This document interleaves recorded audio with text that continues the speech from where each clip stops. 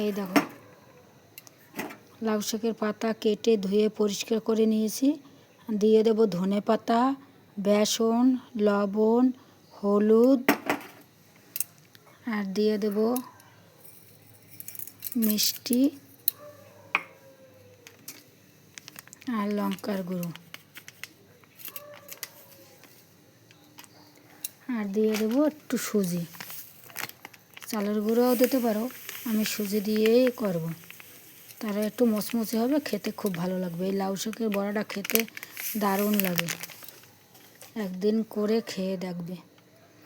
এবার গ্যাস ধরিয়ে দিয়েছি, কড়াই গরম হয়ে গেছে, তেলটা দিয়ে দেবো। একটু বড়া ভাজতে বেশি তেল লাগবে।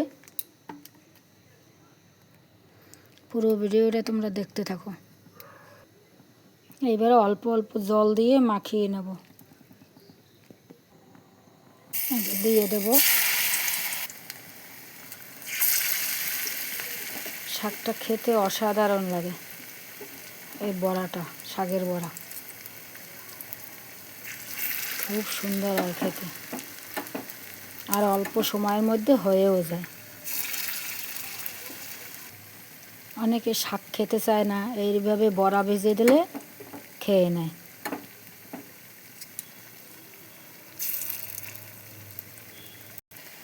এবারে উল্টে দেব।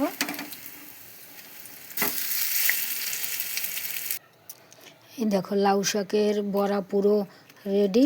এই দেখো কত সুন্দর মুসমুসে হয়েছে। এই দেখো খেতেও ভালো লাগবে। যারা লাউ শাক খায় না তাদের এই বড়া করে দিলে খুব ভালো খাবে। এই দেখো কত সুন্দর মুসমুসে হয়েছে। এই দেখো কত সুন্দর মুসমুসে হয়েছে। বড়াটা খেতে দারুণ লাগে।